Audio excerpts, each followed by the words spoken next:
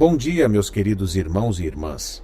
Hoje vamos continuar com a sexta parte do nosso maravilhoso estudo sobre a verdadeira história de Jesus de Nazaré, o sepultamento de Jesus. Jesus foi sepultado por José de Arimateia em um túmulo novo que José havia reservado para si. Como José de Arimateia era membro do mesmo conselho judaico que condenou Jesus, é improvável que ele seja uma invenção cristã. O Evangelho de Marcos nos conta que José de Arimateia, um membro importante do conselho tomando coragem, foi ter com Pilatos e pediu o corpo de Jesus. Com permissão para levar o corpo, José comprou lençóis de linho fino, desceu-o da cruz, envolveu-o em lençóis de linho e o colocou num túmulo escavado na rocha, rolando uma pedra contra a entrada do túmulo. Ninguém que tentasse inventar e vender uma história falsa teria criado uma pessoa que não existiu e dito que ela era membro do Sinédrio, o conselho governante da nação judaica.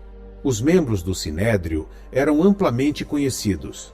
Como José era uma figura pública respeitada, muitas pessoas saberiam a localização de seu túmulo. Se Jesus não tivesse sido sepultado em seu túmulo, o estratagema teria sido muito fácil de ser descoberto. Observe também as precauções tomadas para garantir que nada acontecesse ao corpo de Jesus depois de ter sido colocado no túmulo. No dia seguinte, os principais sacerdotes e os fariseus foram ter com Pilatos. "Senhor", disseram eles, "lembramos que, enquanto ele ainda vivia, aquele impostor disse: 'Depois de 3 dias ressuscitarei.' Portanto, ordene que o túmulo seja guardado com segurança até o 3º dia, para que os discípulos dele não venham, roubem o corpo e digam ao povo que ele ressuscitou dos mortos. Este último engano será pior do que o primeiro." "Levem um guarda", respondeu Pilatos. "Vão e façam com que o túmulo fique o mais seguro possível." Então eles foram e reforçaram a segurança do túmulo, selando a pedra e colocando guardas. Guardas romanos foram colocados ao redor do túmulo no dia seguinte ao sepultamento de Jesus. Certamente eles teriam notado se Jesus tivesse despertado de um estado de quase morte ou se seu corpo tivesse sido roubado por seus seguidores. Suas ordens eram claras. Eles deveriam garantir que nada acontecesse com o corpo de Jesus. Se falhassem nessa tarefa, poderiam ser mortos, assim como Jesus havia sido. Tanto os judeus quanto os discípulos de Cristo sabiam a localização desse túmulo. As mulheres que teriam um papel importante na descoberta do túmulo vazio observaram onde o túmulo estava e que Jesus, de fato, fora colocado dentro dele. Elas também sabiam que uma pedra enorme havia sido rolada sobre a entrada do túmulo e sabiam que ela precisava ser removida quando retornassem ao mesmo local para aplicar os temperos funerários que haviam preparado.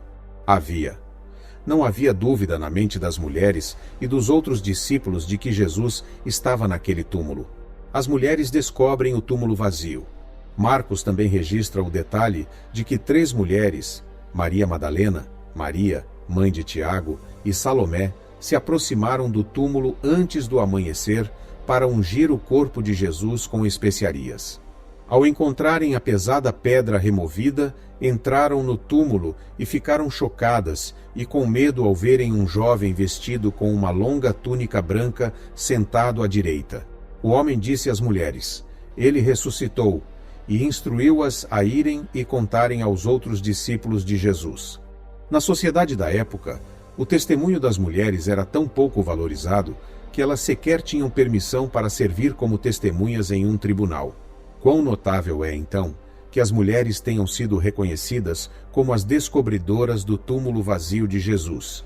Se alguém tivesse inventado a história posteriormente, como muitos críticos supõem ter sido o caso, a trama certamente teria feito com que discípulos homens, como Pedro e João, fossem os descobridores do túmulo vazio.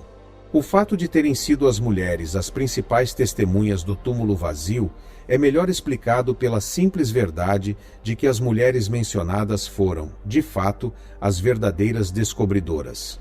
Os evangelistas registraram fielmente o que para eles era um detalhe incômodo e potencialmente embaraçoso. Os inimigos de Jesus reconheceram que o túmulo estava vazio. Qual foi a reação dos inimigos de Jesus A surpreendente declaração dos discípulos de que Jesus estava vivo novamente após ter sido executado publicamente. A reação deles é muito reveladora. Será que eles responderam que os discípulos estavam mentindo? Que o corpo de Jesus ainda jazia na rocha escavada? Em túmulo? Não. Eles alegaram que os discípulos estavam alucinando? Não. Se vocês estão gostando deste vídeo, ajude-nos a levar estas orações para mais pessoas clicando no gostei. E, se você ainda não é inscrito no nosso canal, inscreva-se e ative as notificações. Continuando. Subornaram os soldados romanos responsáveis pela guarda do túmulo selado para espalharem o que sabiam ser mentira. Disseram-lhes para inventarem uma história, alegando que os discípulos de Jesus tinham vindo e roubado o seu corpo enquanto eles dormiam, e que eles acobertariam os soldados caso estes se metessem em problemas com o governador romano. Leia o relato em Mateus 28, 11 a 15. Essa foi a melhor desculpa que as autoridades conseguiram inventar para explicar por que o corpo de Jesus estava desaparecido e não podia ser encontrado. Aqui temos evidências dos próprios inimigos de Cristo de que seu túmulo estava vazio. A melhor justificativa que eles conseguiram apresentar sabiam ser uma mentira. Não há outra explicação para o túmulo ter ficado vazio, a não ser que Jesus ressuscitou corporalmente e saiu do túmulo. Relatos de testemunhas oculares de suas aparições. Em múltiplas ocasiões e sob diversas circunstâncias, indivíduos e grupos de pessoas viram Jesus vivo depois de saberem que ele havia morrido. Observe o que o apóstolo Paulo escreveu à igreja de Corinto. Ele foi visto por Pedro, depois pelos 12. Depois disso, foi visto por mais de 500 irmãos de uma só vez, dos quais a maioria ainda vive, mas alguns já dormem. Depois disso, foi visto por Tiago, depois por todos os apóstolos. E por último, foi visto também por mim, como por um nascido fora de tempo. Como Paulo recebeu essa informação?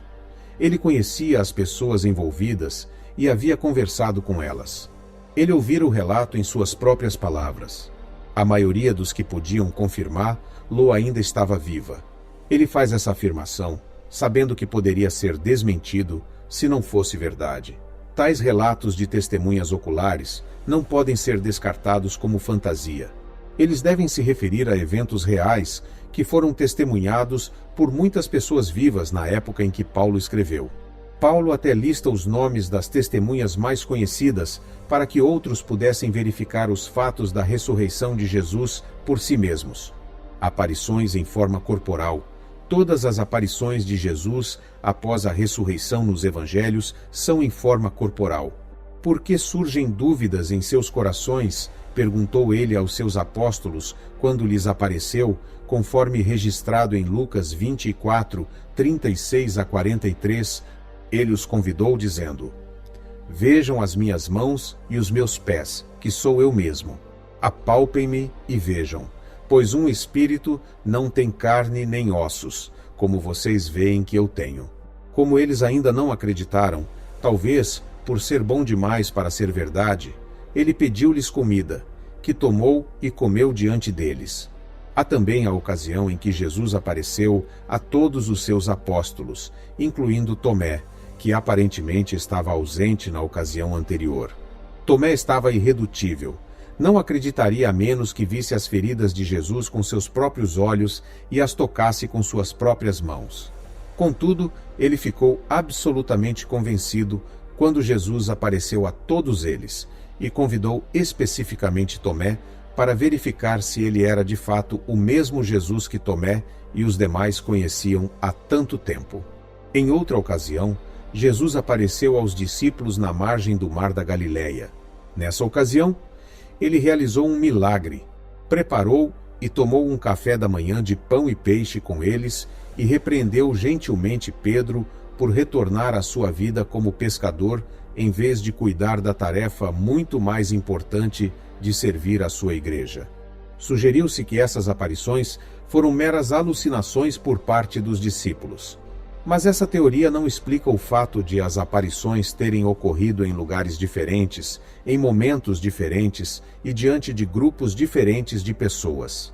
Jesus apareceu de maneiras que convenceram todos os apóstolos.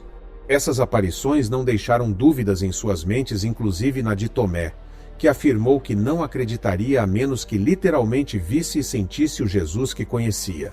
A transformação surpreendente dos discípulos. Uma das principais provas da ressurreição de Jesus é a mudança drástica na vida de seus discípulos. Os relatos dos evangelhos não são lisonjeiros para os apóstolos. Na época da prisão e do julgamento de Cristo, todos os seus apóstolos o abandonaram e fugiram. Pedro, que jurou que sempre estaria ao lado de Jesus, chegou a amaldiçoá-lo e a jurar, negando conhecer-lo. Jesus, como sabemos, previu a fraqueza de Pedro e até mesmo advertiu seus apóstolos de que eles também tropeçariam por causa de sua associação com ele. Em pouco tempo, porém, vemos uma mudança drástica. Encontramos os apóstolos falando para grandes multidões e declarando abertamente que Jesus havia ressuscitado dos mortos. Longe de fugirem e se esconderem, agora eles confrontavam corajosamente as autoridades civis e religiosas com o fato de que Jesus havia sido morto e ressuscitado. Desafiaram ordens que os ameaçavam de prisão se continuassem a falar sobre esse homem, Jesus. Enfrentaram corajosamente açoites e suportaram ameaças de morte, porque pregavam que Jesus estava vivo e era o Messias. Enquanto apenas algumas semanas antes negavam sequer conhecê-lo, agora nada os impedia de divulgar abertamente o que obviamente sabiam ser verdade. Apenas uma explicação plausível para sua nova crença inabalável, mesmo diante da prisão e da execução. Eles viram Jesus Cristo vivo depois de saberem que ele estava morto. Conversaram com ele, comeram com ele, receberam instruções detalhadas dele, passaram tempo com ele e o tocaram. Esses homens dedicaram os anos restantes de suas vidas, e em última instância a própria vida, àquele que sabiam ter vencido a morte. Se todos eles tivessem sido apenas participantes de uma grande farsa, poderíamos acreditar que esses homens dariam suas vidas por algo que sabiam ser uma mentira? A notável transformação de Pedro. O apóstolo Pedro é o mais conhecido dos discípulos, cujas vidas foram tão notavelmente transformadas. Sua ousadia na festa de Pentecostes foi surpreendente. No templo, ele se dirigiu a uma enorme multidão, da qual 3.000 pessoas se tornaram discípulos de Jesus, o Messias. Pedro falou a pessoas que viviam em Jerusalém e em toda a Judéia, bem como em muitas outras partes do mundo romano. Eles estavam em Jerusalém para celebrar a festa de Pentecostes, também chamada de Festa das Semanas, conforme Deus havia ordenado em Deuteronômio 16. Pedro os lembrou de que todos sabiam quem era Jesus e o que havia acontecido com ele 7 semanas antes, na festa da Páscoa. Pedro, que havia negado conhecer Jesus antes de sua morte, agora proclamava destemidamente ao povo que eles eram os que haviam crucificado o Messias prometido, mas que Deus o havia ressuscitado. A reação do povo é bastante reveladora. Não há negação, nem clamor, nem tentativa de apedrejar Pedro por essa acusação aparentemente ultrajante. Muitos deles sabiam dos eventos que cercaram a prisão, o julgamento e a crucificação de Jesus. Sabiam que muitos, talvez até mesmo alguns dos que estavam ali ouvindo Pedro, haviam clamado pelo sangue de Cristo. Sabiam do estranho desaparecimento do corpo do túmulo, um mistério que ninguém conseguira desvendar. Sabiam ou tinham ouvido falar de outros eventos estranhos que ocorreram na época.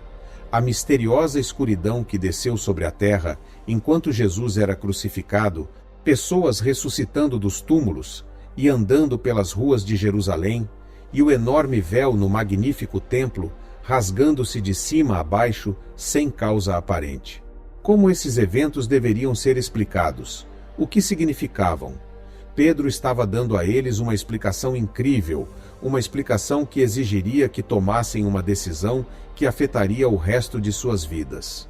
Pedro contrastou o túmulo vazio de Jesus com o túmulo próximo do maior rei de Israel, Davi. Irmãos, permitam-me falar abertamente a respeito do patriarca Davi. Ele morreu e foi sepultado, e seu túmulo está entre nós até hoje. Seu ponto era inconfundível.